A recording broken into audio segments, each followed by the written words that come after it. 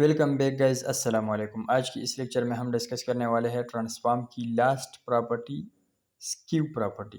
Skew property name से भी वाज़ेह है कि एक एलिमेंट को स्क्यू बनाना, उसको थोड़ा सा तिरछा बनाना। जिस तरह कि यहाँ पर इस बॉक्स को आप देख रहे हो कि इसके मैंने तिरछा बनाया, इसको मैंने स्क्यू किया है। तो चलो चलते हैं वी स्कूट की तरफ, वहाँ पर आपको एग्जाम्पल के साथ समझा लेते हैं।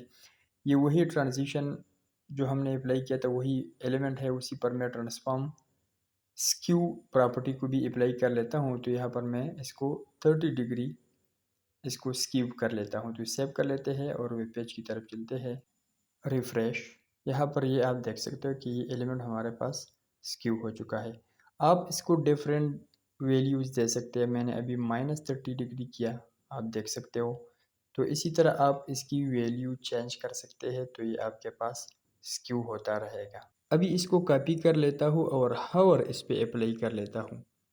यानी हावर में मैं इसको स्क्यू करना चाहता हूँ, तो जो ही मैं इस पे अभी हावर करूँगा ये हमारे पास स्क्यू हो जाएगा।